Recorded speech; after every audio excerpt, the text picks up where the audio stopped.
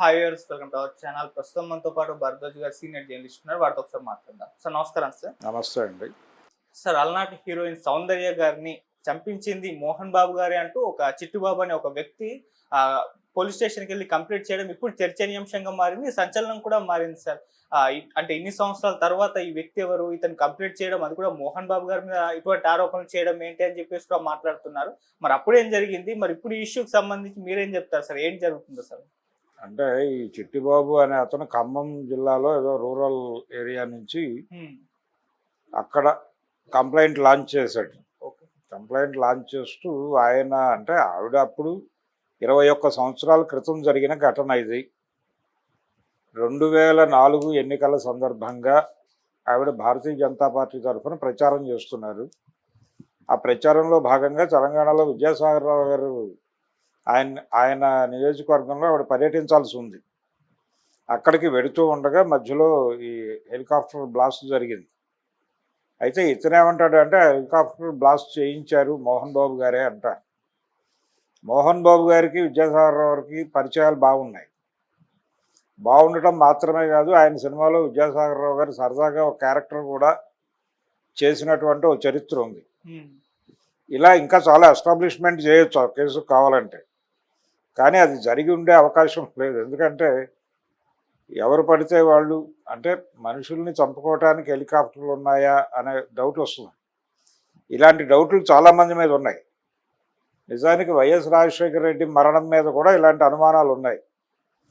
ఆ హెలికాప్టర్ని వాంటెడ్గానే బ్లాస్ట్ చేశారు పావురాల గుట్ట మీద అని ఒక దశలో మెయిన్ స్ట్రీమ్ మీడియానే రిలయన్స్ మీద వేలు చూపించింది.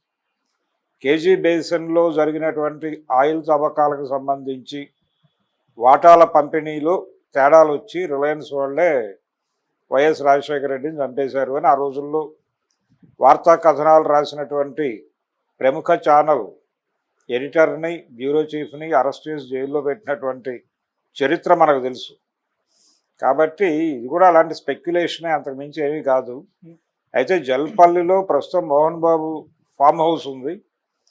ఆ ప్రాపర్టీ సౌందర్య గారిది అనేది అందరికీ తెలిసిన విషయం. చాలామంది ఆ జల్పల్లి గొడవ వచ్చినప్పుడే ఈ వార్త బయటకు వచ్చింది. ఆవిడ దగ్గర నుంచి ఆయన కొనుక్కున్నాడు అని. అంటే డాక్యుమెంట్స్ ఆయన పేరుతోనే ఉండుంటాయి బహుశా, లేకపోతే ఈ పార్టీకి క్లెయిమ్ చేసుకునేవాళ్ళు కదా. వాళ్ళ బ్రదర్ అమర్నాథ్ని ఏదో తక్కువ డబ్బులు ఇస్తాను నేనని మోహన్ బాబు అడిగాడని, ఆయన అంగీకరించలేదని, ఆ సందర్భంగా ఈ మర్డర్ జరిగిన తర్వాత రిజిస్ట్రేషన్ ఎవరు చేస్తారు ఆయనకి? అంటే సౌందర్యం చంపేసి అమర్నాథ్ని బెదిరించి రిజిస్ట్రేషన్ చేయించుకున్నాడా మోహన్ బాబు? ఆ లెవెల్లో అనుమానాలు రైజ్ చేసే పద్ధతిలో అతను కంప్లైంట్ ఉంది. ఇది ఒక స్పెక్యులేటివ్ కేసే, దీనిలో వాస్తవాలు ఉన్నాయని అనుకోనక్కర్లేదు, ఉండే అవకాశం కూడా లేదు. ఆవిడ ఎన్నికల ప్రచారంలో భాగంగా ఒక హెలికాప్టర్ని టోటల్గా తీసుకున్నారు. వాళ్ళే భారతీయ జనతా పార్టీ వాళ్ళే బుక్ చేసి ఆవిడని స్టార్ క్యాంపెయినర్గా ఆ ఎన్నికల్లో వాడాలనుకున్నారు సౌత్లో. ఆవిడికి 3 భాషల్లో ఆడియన్స్తో కనెక్షన్ ఉంది. తెలుగు, అలాగే తమిళ్, కన్నడ, ఈ 3 ప్రాంతాలలోనూ సౌందర్య సేవలు వినియోగించుకోవాలని వారు అనుకున్నారు. అప్పటికి ఆవిడ ఒక సినిమా ప్రొడ్యూస్ చేసున్నారు, ద్వీప అనే సినిమా. దానికి సంబంధించి ఆల్రెడీ ఆ యాక్టివిటీలో ఉండగా ఈ ఎలక్షన్ మొదలైంది. అంటే యూపీఏ పాలన ప్రారంభమయ్యేటువంటి దశ అది. అంటే వాజ్పేయి దగ్గర నుంచి మన్మోహన్ సింగ్ గారు పవర్ తీసుకుంటున్నటువంటి ఎన్నిక అది. బీజేపీ ఆ ఎన్నికల్లో ఎట్టి పరిస్థితుల్లోనూ గెలవాలి అనేటువంటి ఒక ఫైట్ చేస్తున్నటువంటి సందర్భం. వాజ్పేయి గారు దేశం వెలిగిపోతోంది అనే నినాదంతో ఎన్నికల ప్రచారానికి వెళ్ళాడు. ఎట్టి పరిస్థితుల్లోనూ కేంద్రంలో వాజ్పేయి గారి ప్రభుత్వాన్ని కొనసాగించాలి అనే ఒక పట్టుదలతో అన్ని అస్త్రాలని శస్త్రాలని ప్రయోగించారు.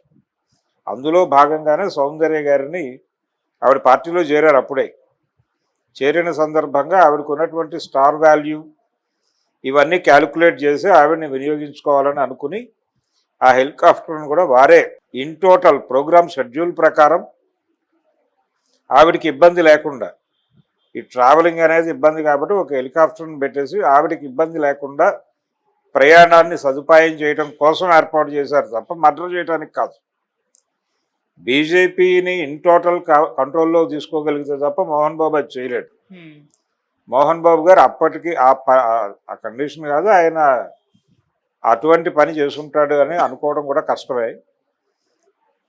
అయితే ఈ కేసు నమోదైంది, దీని మీద ఎలా వ్యవహరిస్తుంది పోలీసు వ్యవస్థ ఎలా వ్యవహరిస్తుంది అనేది చూడాలి. ఇలాంటి కేసులు చాలామంది మీద రకరకాలుగా పెడుతూ ఉంటారు. ఇది ఒక సహజ పరిణామం. అయితే ఇతను ఒక న్యాచురల్ ఆర్గానిక్ లింక్ ఇచ్చాడు దానికి. ఆ లింక్ ఏంటంటే బీజేపీ తెలంగాణ రాష్ట్ర ఎన్నికల ప్రచారం కోసం ఆవిడని తీసుకొస్తుండగా హెలికాప్టర్ని ఈయన క్యాప్చర్ చేశాడు అనేది ఒక పాయింట్. నిజమే, ఆవిడ తెలంగాణ ఎన్నికల కోసమే వస్తున్నారు. అప్పుడు తెలంగాణ ప్రాంతంలో అప్పటికి రాష్ట్ర విభజన జరగల, ఉమ్మడి రాష్ట్రమే. ఆ ఎన్నికల్లోనే వైఎస్ సీఎం అయ్యాడు, చంద్రబాబు ఓడిపోయి. ఆవిడ బీజేపీకి మాత్రమే కాదు తెలుగుదేశానికి కూడా ఎన్నికల ప్రచారం చేశారు. అంటే అప్పుడు కూడా కూటమే, జనసేన లేదు కానీ భారతీయ జనతా పార్టీ తెలుగుదేశం కలిసే ఎన్నికల్లో వెళ్ళినాయి, రెండు కలిసే ఓడిపోయినాయి. ఇక్కడ చంద్రబాబు, అక్కడ వాజ్పేయి గారు ఓడిపోయినటువంటి సందర్భం. ఇలా ఈ ప్రయాణంలో మోహన్ బాబు ఎవరినో ఇన్ఫ్లుయెన్స్ చేసి ఏదో చేసి అప్పుడు తెలుగుదేశం వాళ్ళతో కూడా ఆయనకు అంత సయోధ్య ఏమీ లేదు. తెలుగుదేశం పార్టీ కనుసన్నల్లో కూడా ఈ హెలికాప్టర్ డిజైనింగ్ ఇవి జరిగినాయి. ఇది ఒక అనవసరమైనటువంటి ఆరోపణ. అయితే మంచు మనోజ్ను కూడా పట్టుకొచ్చాడు ఈ కేసులోకి. మంచు మనోజ్కి అన్యాయం జరుగుతోంది, అతనికి న్యాయం చేయాలి, జల్పల్లి ఫామ్ హౌస్లో అతనికి వాటా ఇవ్వాలి అనేది ఒకటి. మరి ఆవిడ దగ్గర నుంచి ఆవిడికి వెళ్ళిపోవాలి కదా, మధ్యలో మనోజ్కి వాటా ఇవ్వటం ఏంటి? ఇదొక డీవియేషన్. ఇలాంటి కొన్ని డీవియేషన్స్తో రకరకాల గందరగోళాలతో ఉంది. అది సెన్సేషనలైజ్ చేయటానికి విషయాన్ని, తన పేరుని సెన్సేషనలైజ్ చేసుకోవటానికి కొంతమంది ఇలాంటి కేసులు పెట్టడము, అలాగే ఇలాంటి అంశాలు మాట్లాడటము.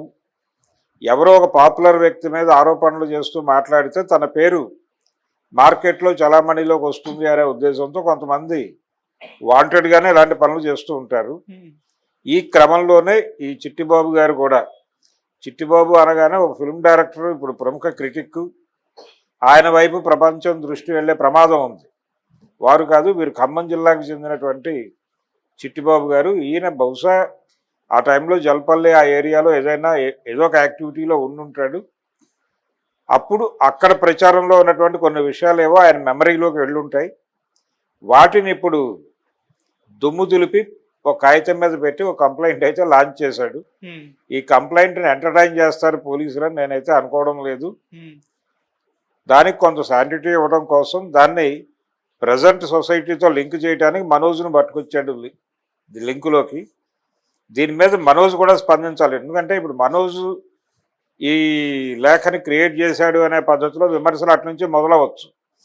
అందుకని తన్ని తాను ప్రొటెక్ట్ చేసుకోవడానికి మంచు మనోజ్ కూడా వాస్తవాలు ఏంటి అనేది మాట్లాడాలి. అంటే సౌందర్య గారి దగ్గర నుంచి నిజంగానే అది కొనుగోలు చేశారా, అలా డాక్యుమెంట్స్ ఉన్నాయా, ఇది కూడా పెద్ద కష్టమేం కాదు. వెళ్ళిపోయి దాని తాలూకా అడంగళ్ళు అడిగితే ఇస్తారు. వాటిలో చూస్తే ఎవరి నుంచి ఎవరు కొన్నారు అనేది అర్థమైపోతుంది.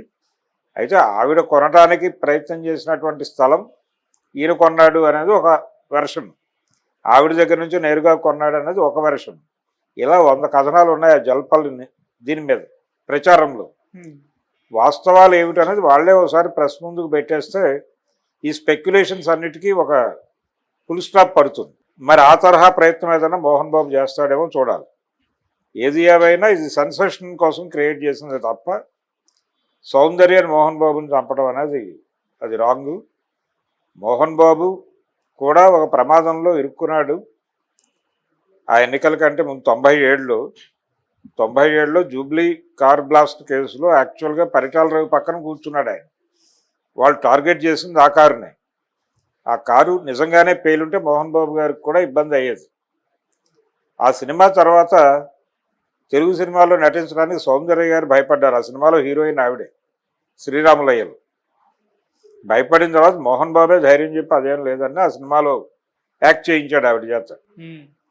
అలా మోహన్ బాబుతో గుడ్ రిలేషన్ ఉండేది. ఆవిడకి మంచి క్యారెక్టర్లు ఇచ్చారు వాళ్ళ బ్యానర్లో. ఆవిడ వలన హిట్ అయిన సినిమాలు కూడా ఉన్నాయి. పెదరాయుడు కావచ్చు, ఆ తర్వాత వచ్చిన సినిమాల్లో కూడా ఆవిడ వేషం వేశారు.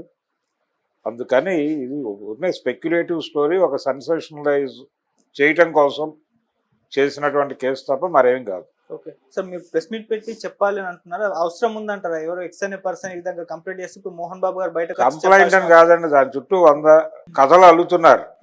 కథలు అల్లటం అంటే ఇన్ ది సెన్స్, ఇప్పుడు మొన్న మనోజ్ గొడవ చేశాడు. మనోజ్ గొడవ సందర్భంగా ఆ స్థలం ఎక్కడి నుంచి ఆవిర్భవించింది అనే దాని మీద ఎవరి కథనాలు వాళ్ళు చెప్పారు కదా. సౌందర్య గారి నుంచి కొన్నారని ఒక వెర్షను కాదు, ఇంకెవరితో ఆవిడ డీల్ చేస్తూ ఉండగా మధ్యలో ఈయన ఎంటర్ అయ్యి దాన్ని తన వైపుకి డైవర్ట్ చేసుకున్నాడు అని. అవి రెండు పర్లేదు. ఇది మరీ దుర్మార్గం. అంటే వాళ్ళ బ్రదర్ని బెదిరించి ఈయన ఏదో వాల్చుకున్నట్టుగా ఈ కంప్లైంట్లో ఉంది.